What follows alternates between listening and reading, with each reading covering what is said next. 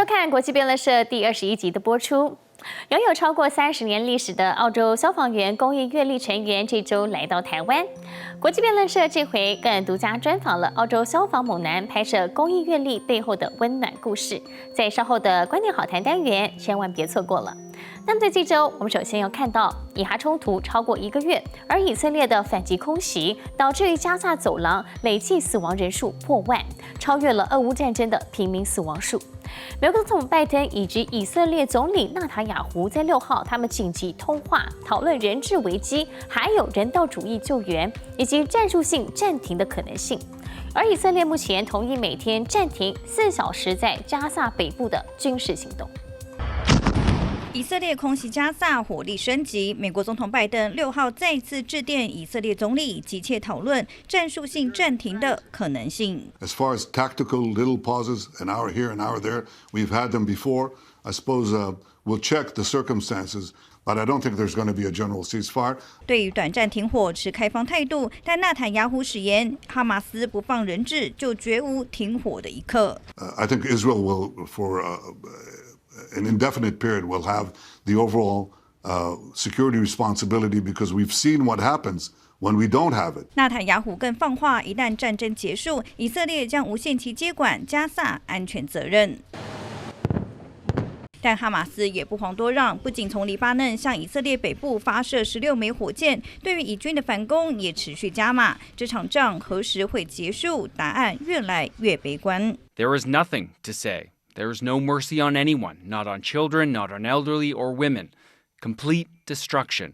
以色列和哈马斯的冲突迈入1个月，加萨走廊死亡人数破万，已超越俄乌战争的平民死亡数。Covered in dirt and shaking, she tells the doctor her name is Jenna and that she's in pain.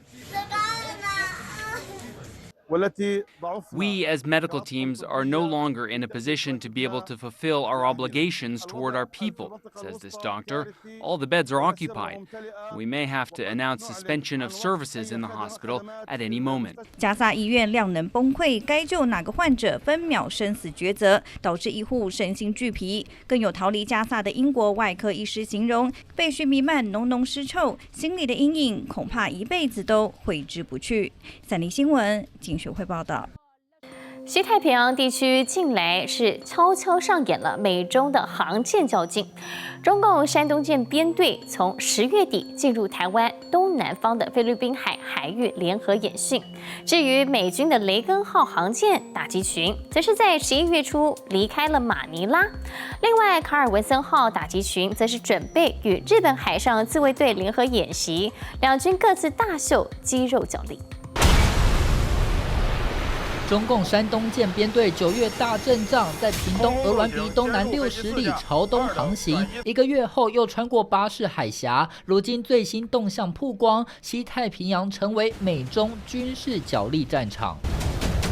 报告营长，各队已全部离舰犯水。有敌机正向我编队接近。山东舰打击群10月底进入菲律宾海海域联合演训，另有6艘水面舰组成的水面作战支队分批从东海水域进入菲律宾海，而此时美军的2支航舰打击群也有动作。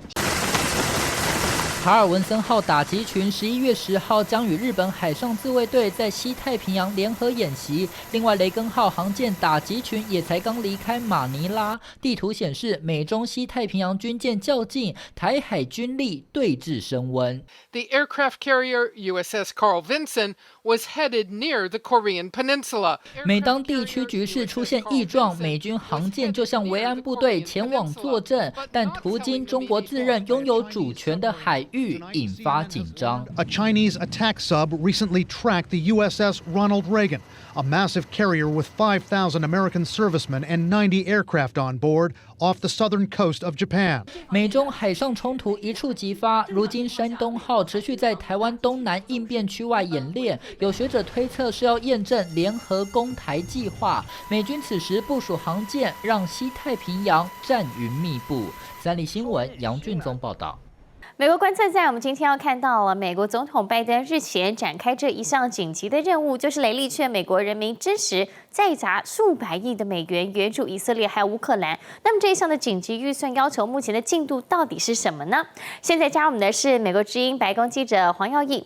耀义，我们说到美国总统拜登呢，日前就向国会提出了1000亿美元的增援资金，就要用在援助以色列、还有乌克兰以及台湾。那这个统包的援助案，现在国会是不是开始审查了呢？状况是如何呢？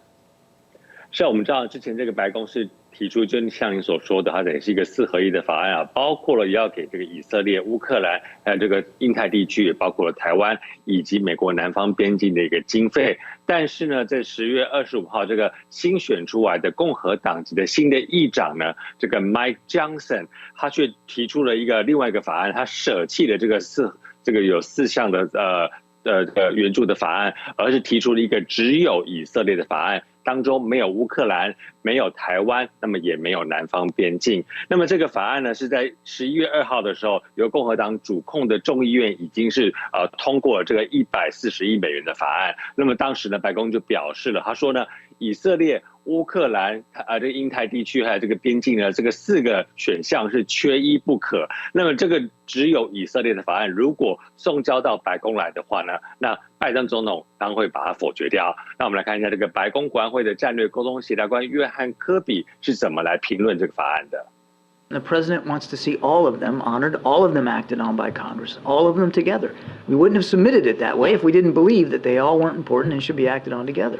The president would veto an only Israel bill. I think that we've made that clear. 那么其实呢，在国会当中，也不是所有的共和党人呢都支持这个只有以色列的法案。那么包括这个众议院外交委员会的这个主席麦考尔也说了，他说呢，其实这个法案应该要包括上述的这个以色列、乌克兰、台湾以及边境都要包括在里面。那我们知道美国的立法过程是参众两院必须要来通过一致的法案之后才能送交白宫。那么现在参议院的多数党领袖了，民主党的舒默参议员已经也说了，他说我们参议院会提出一个相应版本，但是我们的版本里面就会包括刚才的4项：以色列、乌克兰、台湾，还有这个边境。所以如果今天参议院跟众议院呢，到时候他们法案是不一致的话呢，可能是很难送交到白宫来的。那加上刚才白宫已经讲了，就是说如果是只有以色列，没有包括其他的选项的话，拜登总统会来否决。那另外一个来值得关注的是说呢，这样子的一个援助法案呢，不管是包括了哪些的选项在里面啊，现在面临一个很重要的一个期限，也就是在这个11月17号。之前，如果这个美国国会没有办法通过政府的这个拨款法案的话呢，将会面临这个政府关门。所以呢，现在这个法案不要说是这个通过好了，可能在提出呢，然后大家来审议，都可能还有一点时间跟一些问题。晨曦。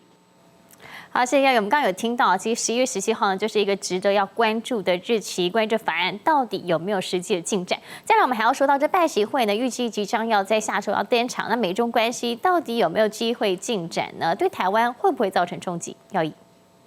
是，所以白宫在这个星期4的晚上呢，白宫国安会特别召开了一个对记者的简报会，在当中就正式宣布了说这一个拜习会的确会在11月15号的时候在旧金山湾区来举办。那记者询问说，你所谓湾区什么意思？是说不是在这个旧金山市区里面吗？那白宫说，因为安全的考量是以湾区来作为一个会议的场所，但也不愿意透露确实的地点是在哪里。那么在这一次的这个拜习会当中呢，这个白宫告诉记者说，将主要来寻求两国关系的降温，还要稳定两国关系，开放沟通的管道。那么很重要一点呢是，这个在这个简报会当中，大家都很关注这个台湾的议题那么白宫官员也表示说呢，拜登将会向习近平来表达中国来干扰台湾还有美国大选的关切，以及中国在台海附近的这个军事升温的关切。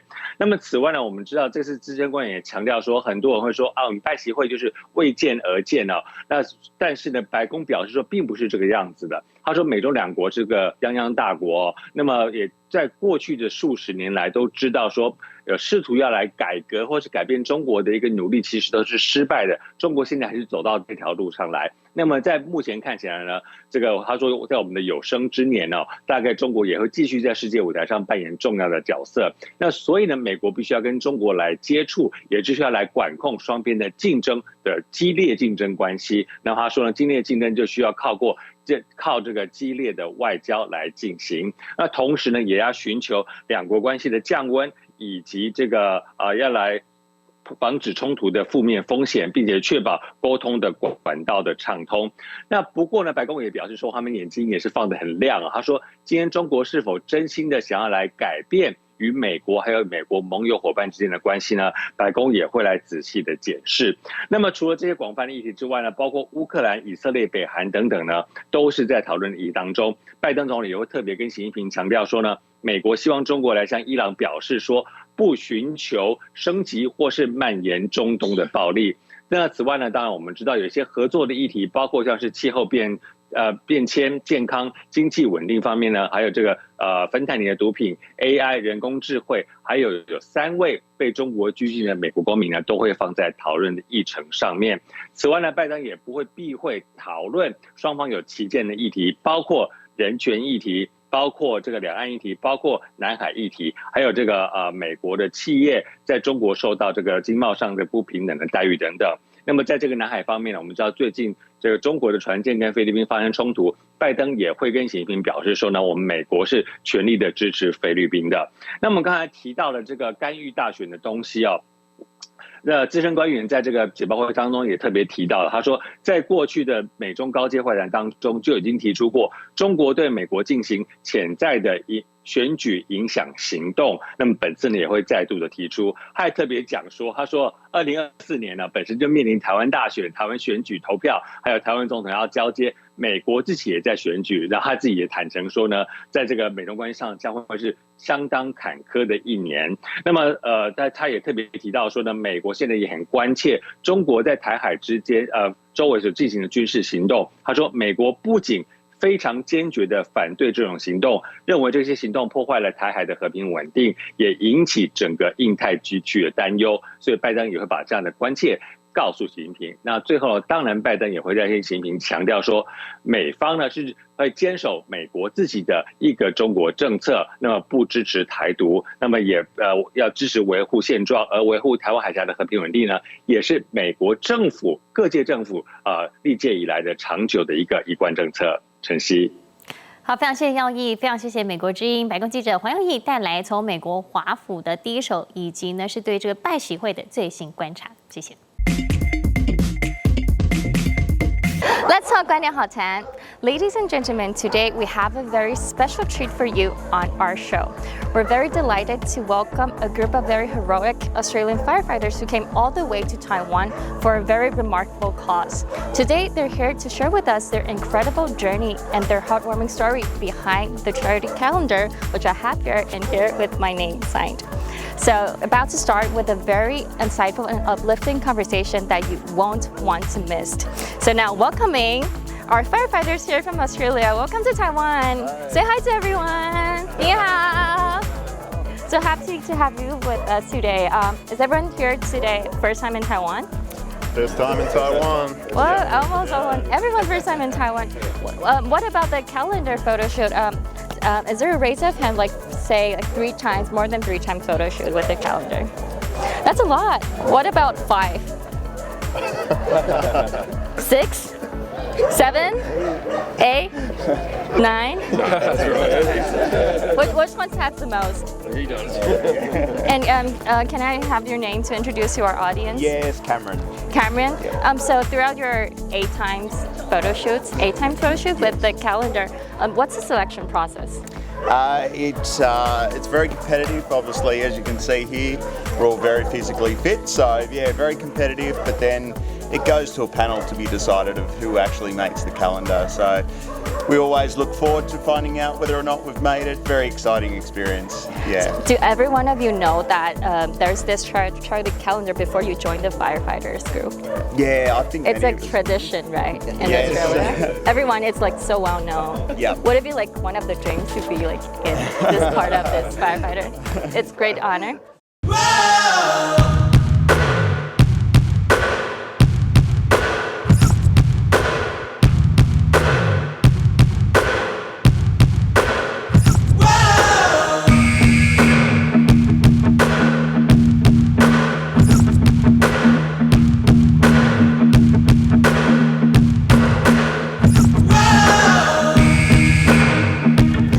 so speaking of the charity calendar, we know that there's a lot of interactions with different animals, including there's cats, there's dogs, there is koala and horse. Am I correct? That's right. Yeah, okay, so in a count of 3, can you answer me which one's the easiest one to interact with? 3, 2, 1. Dogs. Oh, okay, there's a difference. Okay, there's a difference. So why it's dogs? Well, the horses always try and bite me. For us, the dogs is cuddly and cute, and we've got dogs of our own. We're dog, yeah. Oh. We love all animals, but just dogs are easy. They just respond well to us, I think. Yeah. Like they smile all the time. Yeah, that's it. Yeah, they like their hugs and all that. Whereas the horses, I don't know. You're a horseman. Yeah, horses are good too, but dogs are just. So will you say that the horses are the hardest to interact? He's super scared of horses. I'm not super scared of horses. They just don't like me. They don't like me. And I'm okay with that. Like how do you know they don't like you? Because they try and bite me. That's very direct. Yeah, it is. Okay, so why is it the horses that's easiest? For me, I think they're very affectionate animals, and yeah, they're beautiful creatures. So yeah, they're very caring, affectionate, and also, yeah, I think I also love dogs as well. Got a few myself, but yeah, for me, it's horses are affectionate.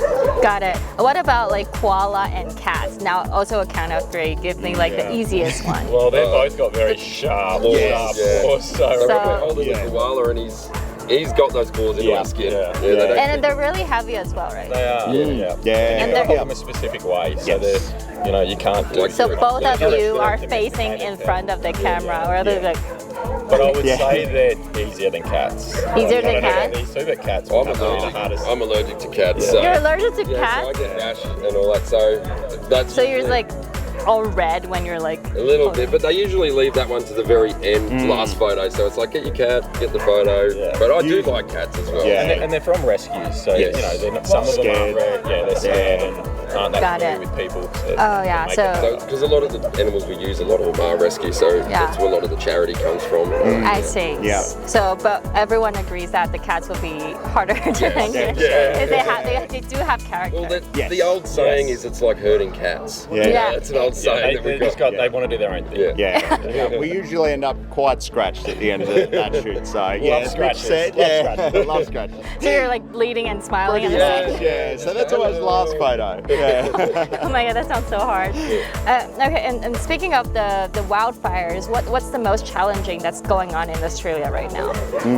Starting from Cam. Yeah, we've actually got a number of wildfires that have started up north in Queensland at the moment. So there's over 100 wildfires that are moving up there at the moment.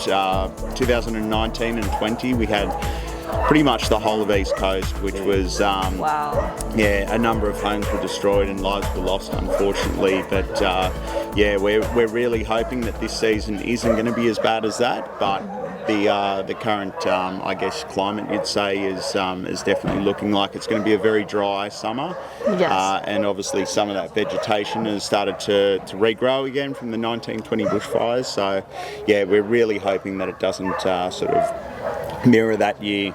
Yeah, definitely. Finger crossed. Yes. So the climate change, what do you see about it, Ben? Do you see that the climate is getting more serious and the wildfires, are everyone prepared? We are prepared because everyone's aware of it, but we are getting longer, hotter summers.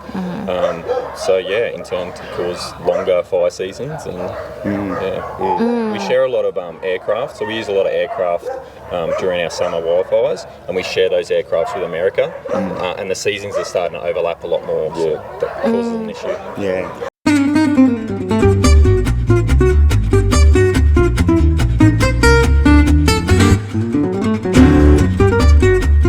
Okay, so like to the more serious topics, we know that there's a lot of wildfires going on in Australia. You've been expecting it every year.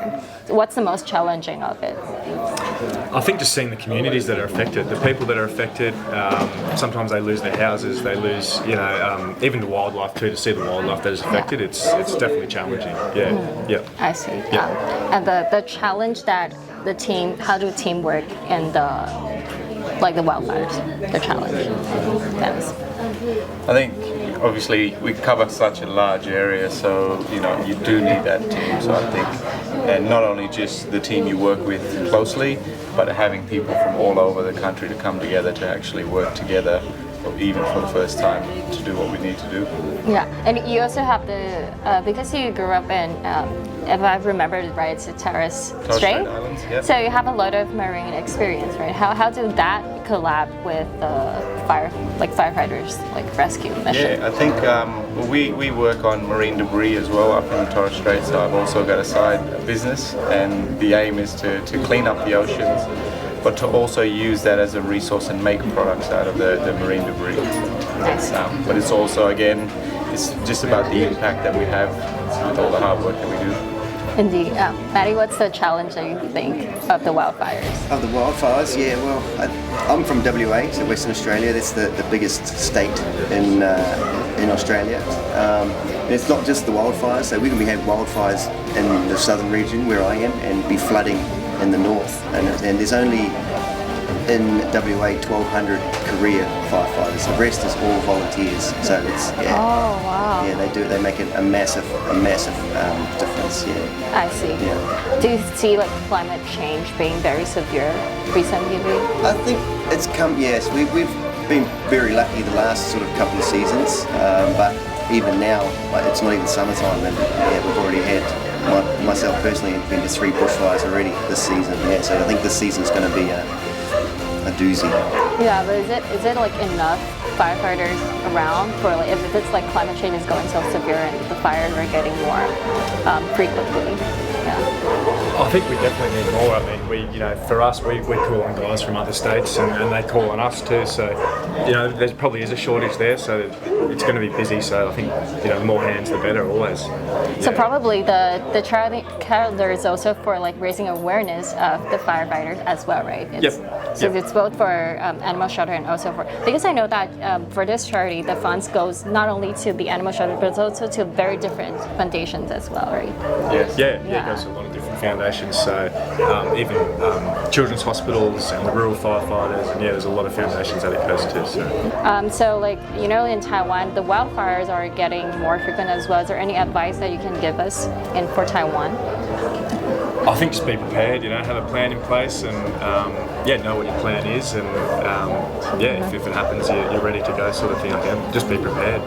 Just be prepared. Okay. So like saying up prepared, like how can people be prepared when we like see fires? Like what's like the best way of protecting ourselves? I think it's just obviously understanding what to do in an emergency, and then obviously find the right information to be as safe as you can be. Like to stay like down, or is there like a procedure?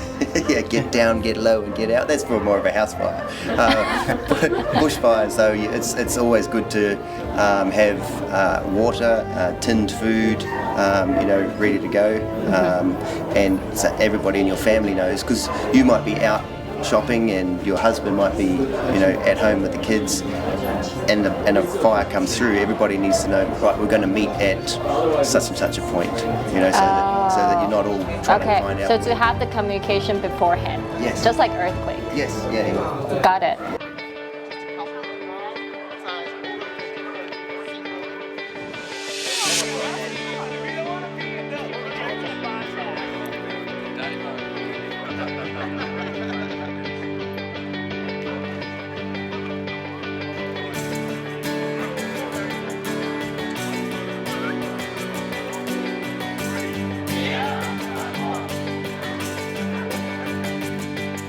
So for the climate changes, the fires getting earlier each year? I believe, whether they're getting earlier, they're getting more intense earlier and more intense later. So the fire seasons are getting longer. Oh, the duration is longer. Yeah. And we're from all around Australia, like Queensland, Western Australia and Victoria, and I think we're all experiencing that it's getting busier and busier each summer. So is the firefighters prepared for this type of conditions right now? We're always prepared. What about your families? I guess like a strong recommendation is make sure your property's ready for a bushfire or any disaster that can happen. So that would be our suggestion. I see. But your families must be like really worried of your work, right? Children. They know what we get up to. They know what the job involves. As for the children being worried, they're not worried at all. They're excited about what we do. They're proud because their dads are heroes. So everyone's the first time in Taiwan? No. No? This is our third trip. This is my second trip. Yeah, so this is the experience. They should speak Taiwanese. Yeah, you should speak Taiwanese by now. Another couple of weeks we'll be there. Oh, okay. So what's your favorite part of Taiwan? Oh, I think the people. Absolutely. No, the food and people, but I think the people are so amazing and accommodating. Like me? Yes, exactly. Everyone's always smiling and helping us and so lovely and accommodating. It's amazing. Oh, thank you so much. Chinese people will be so happy to know that. Thank you. What about Ben? What do you think about Taiwan? Yeah, well, he just said everything. So what's your favorite food then? You've been here so many times. The pineapple cakes. Yeah. So the first time that we came, 2019, we did the calendar shoot with the new Taipei City Fire Department, and they gave us gifts at the end, which were the pineapple cakes. Can't get enough of that. Yeah, So delicious. And you can't get them everywhere in Australia, so it's very hard to I've looked find. so many times that I couldn't find Really? them. Okay, I should just Special treat. drop my work and go sell pineapple cakes in Australia. Okay. So what do I count? Definitely what Mitch and Ben have said, you know, the people, but also the landscape as well. So, so many beautiful parts, the beaches. We had the opportunity that first year to visit some of the beaches, the mountains. It's amazing. Yeah, beautiful. Yeah. Thank you so much. Thank you, gentlemen. 南韩仁川机场的警方逮捕了一名窃盗犯，他在机场负责装卸乘客的行李，但是过去2年监守自盗，锁定商务舱的乘客，偷窃行李中的贵重物品，得手的金额总计有916万台币。而他得手的方式就是看准有人行李没上锁，或是把密码设成是0000或是1111，他就沦为了被下手的对象。精品名牌包、高价手表和贵重首饰、鞋子摆满整张桌子，这些都是嫌犯一个人偷来的东西，而地点还是在人来人往的南韩仁川机场。 인천공항 여객터미널에서 여행용 가방을 항공기 화물칸에 싣고 내리는 일을 해온 A씨는 승객들이 맡긴 여행용 가방을 몰래 열어 금품을 훔친 혐의를 받습니다. 41岁的嫌犯是航空公司的承包商人员，负责在仁川机场第1和2航厦装卸行李，通常为6人一组，但他会趁同事休息或假好心主动做盘点时，打开乘客行李偷窃。将近2年期间得手200多次，总计金额高达3亿7300万韩币，约为916万台币。 훔친 물건 중에는 4천만 원짜리 명품 가방과 800만 원짜리 의류 등도 있었습니다. 主要针对商务舱旅客下手，有些行李没上锁，或者密码设为0000和1111，就成为他的目标。 한두 개를 뽑아내는 거죠. 어디에서 놓고 온 건지, 빠뜨리고 온 건지. 그런 것들에 대해서 기억 자체가 이제 헛갈리는 거죠. 3月份开始收到10几次报案，因而展开追查，终于在11月4号将嫌犯紧急逮捕。虽然他供称变卖用是拿来当生活费，但警方将持续追查是否还有共犯。三立新闻上报道。感谢您收看今天的国际辩论社，我是刘晨曦，我们下周再会。